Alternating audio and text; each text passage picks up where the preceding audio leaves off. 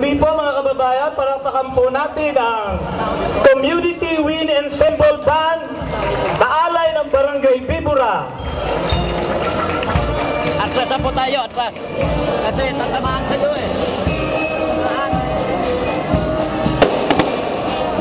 Ang Community Wind Ensemble po ay tinatag ng mga grupo ng mga musicians ng ating bayan noong August 2, 2009. Sila po ang mga kinikilalang mga dedicated musicians at mahihilig tumugtog, at ang layunin ay palawakin lamang kanilang mga kakayanan at magkaroon ng magandang samahan.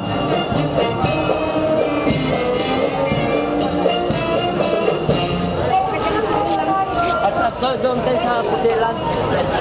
Para hindi ka